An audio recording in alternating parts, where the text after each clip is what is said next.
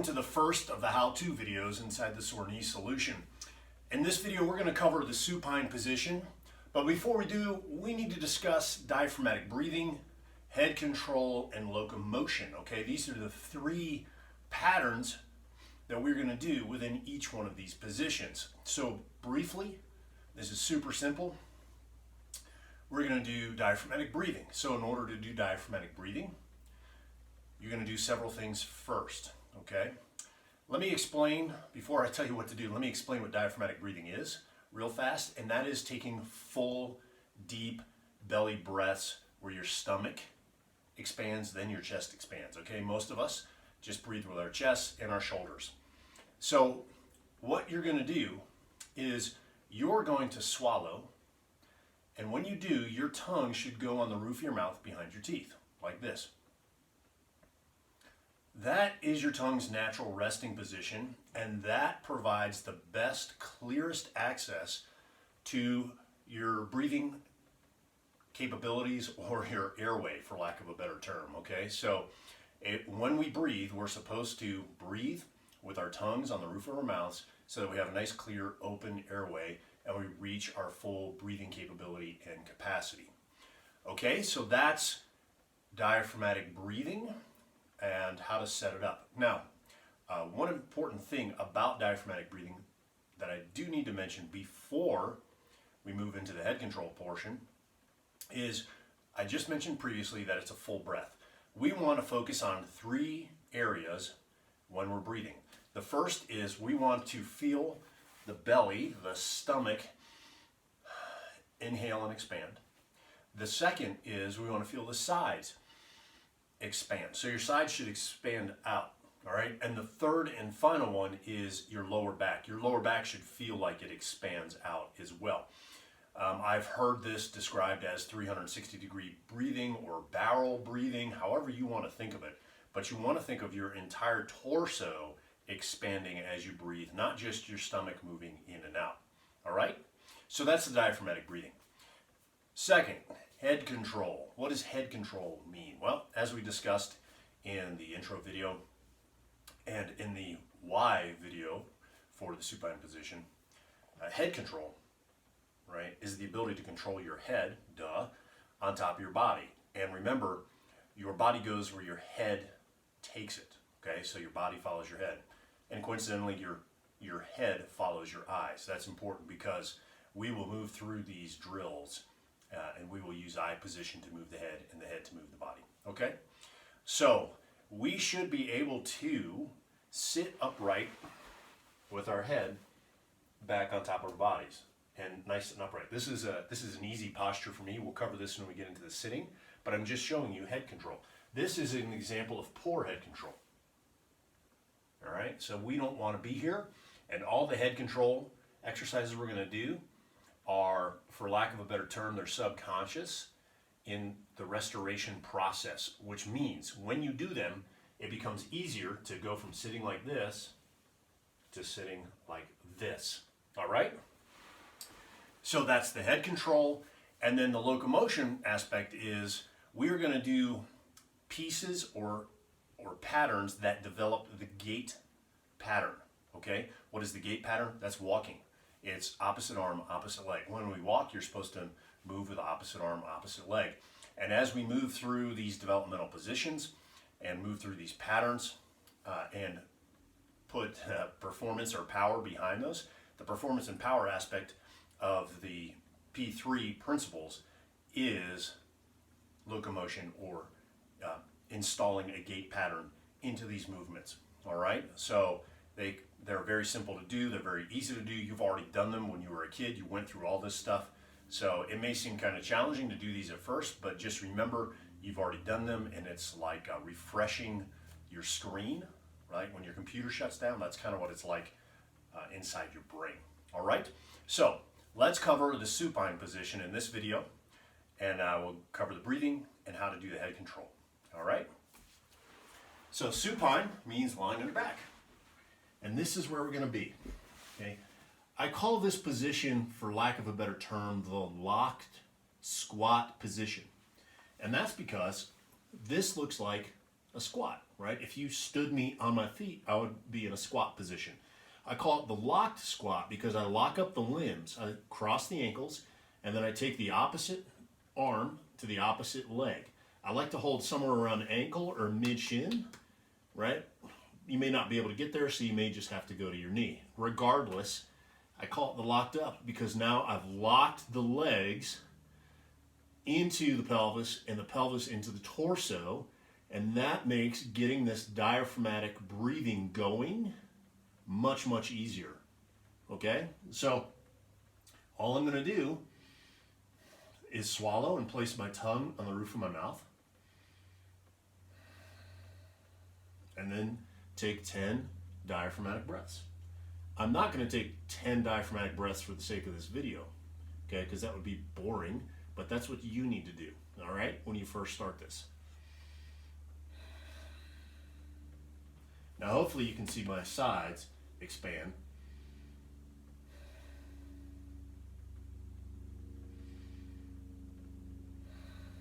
All right, so there is the diaphragmatic breathing.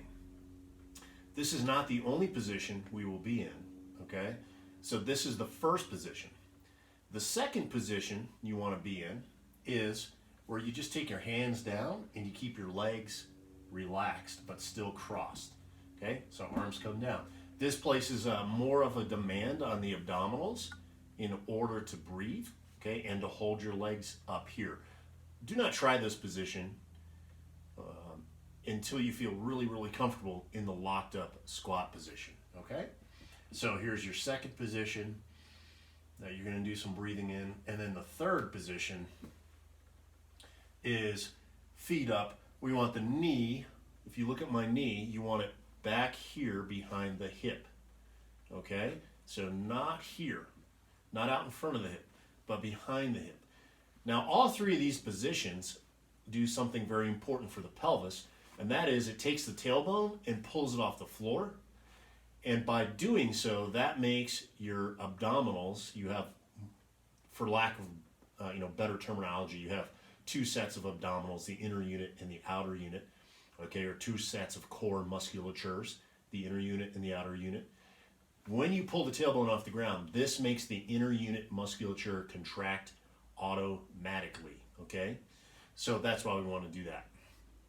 All right, so then you're here, and you can see I got a little bit of shaking going on. Okay? So those are the three supine diaphragmatic breathing positions. What about head control? Okay? Well, so head control, let me sit up here and make this a little easier. So head control, right, we have three positions. We have rotation, which is side to side.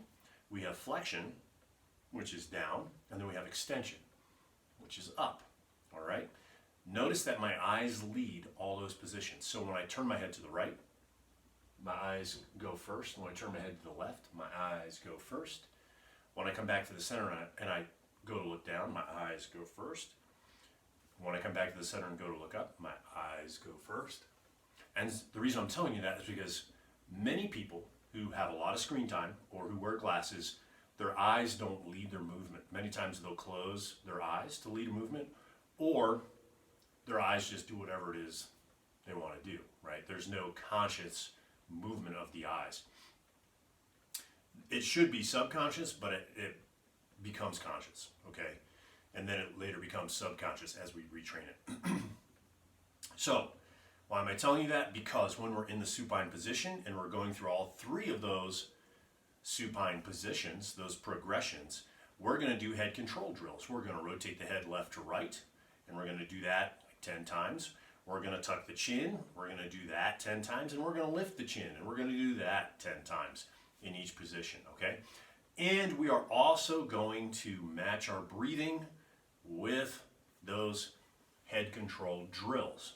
What do I mean by that? Well, we don't want to hold our breath when we do any of these things. So the best way to do this is to actually just perform a rep of the head control drills and then take a diaphragmatic breath and then perform another rep and so on. So we compound our breathing with the head control.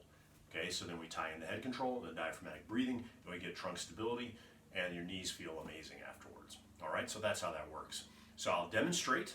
This is very simple, very, very easy. And then after I do this, we'll cover the locomotion. All right? So I'm here in the locked up squat. I'm gonna do some head rotations because they're super easy. Catch a breath. Come back over here. Catch your breath. Also, you may want to pay attention. One side may feel tighter than the other. That's not natural, even though it may be your normal. So you will want to breathe enough to where the tension in one side dissipates and there's equal lack of tension in both sides of your neck. All right, make sense? So here's the rotation.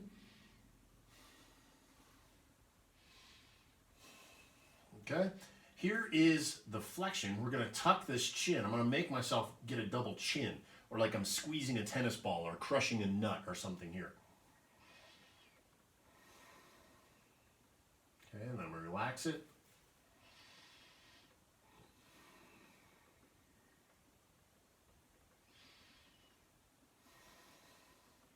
And remember, the whole time, the tongue is on the roof of the mouth. Remember, that opens the airway and makes breathing capability and capacity increase, okay? All right, and then extension, I'm gonna look up. You'll see my chin comes up.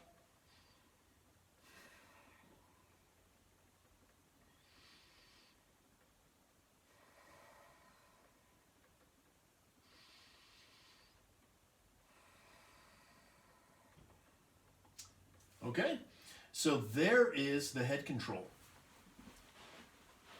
And again, sets and reps will all be written down in the program, but we're going to start with 10 each direction, all right? This is at one of our early workshops years ago. One of the ladies said, "This is stupid easy." And it is. It's so easy. You're like, man, this is kind of stupid. It's so easy. But it's supposed to be that way. It's not supposed to be hard. And it's super powerful for retraining your brain to regain motor control so that you can move pain-free, all right? So those knees are pain-free. Okay, in this last little piece of the supine, we're gonna cover locomotion, all right? And this particular exercise is called a dead bug because, well, if you've ever seen a dead bug, it's on its back and its legs may be in the air. Now, speaking of dead bugs, you may have performed dead bugs before in other programs or in your fitness program or your exercise program, whatever. Please pay very, very close attention here because these are not like the dead bugs that you have done in the past. How do I know? Because every person I've ever coached or showed these dead bugs to has had the same response, which is, oh, wow, that's different and that's new. I've never done it this way before. So what is this way? Well, this way is not pressing your lower back into the floor so your abs contract. This way is not making a brace out of your abs like you're preparing for a punch, okay? It's not cognitive. We are not trying to create tension in our abdominals, okay? What we want is the subconscious activation or the automatic activation of that deep inner unit. Now, I alluded to the position earlier in the third position of the diaphragmatic supine breathing, okay? That was the one with the legs up. That is the position we are going to start in. This kicks your tailbone off the floor. It picks it up just slightly. And by doing so, it brings your pelvis and your ribs closer together. And in order to maintain that position, your body has to recruit that deep inner unit core musculature, okay? This will happen automatically. If you don't feel it right away, just pull your knees back towards your head a little more and your abs will kick on. It's like a catch. They just catch and you will feel them. If for some reason you don't feel them, just leave your legs in that position a little longer, pull your knees back even further, and your abs will kick on, okay? By kick on, I mean contract automatically. All right, so let me show you the dead bug and a couple variations in case you need to regress this, okay? All right, make sure I'm clearing the boys' drum set here, okay? Okay, arms and legs up. Okay, so hands up, legs up. So from here, all right, can you see that little position? The knees are over the hips, but not behind the hips, and that puts my tailbone on the floor. Okay, this can cause strain on the lower back, which is not good. Okay, so what we want to do is pull these back, tailbone comes off the floor, abs contract automatically. I'm going to lower, we'll say lower this left leg and lower the right arm. Okay, and then opposite. Now the whole time I'm trying to maintain, let me back up, I am maintaining keeping the leg that's at home, keeping the knee over the hip. Okay, this keeps, again, the abs automatically engaged. Okay, so let's do that again.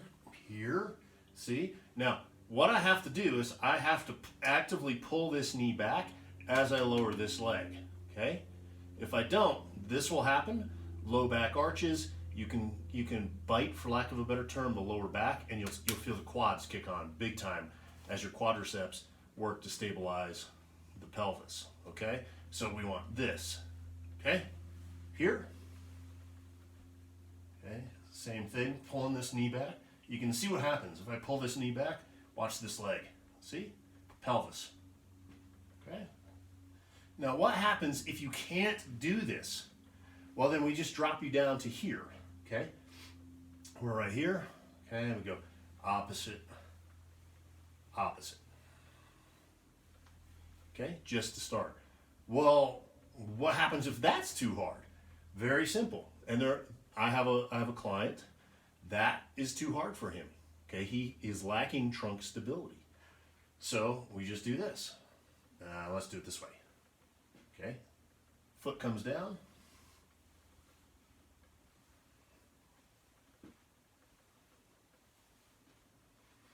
Okay, very, very, very effective. Okay, so that's locomotion. All right, so there we have it. We have supine position. We have 3 different positions in the diaphragmatic breathing, okay? And we have head control. And by the way, when you're practicing head control, you will practice it in all 3 of those positions.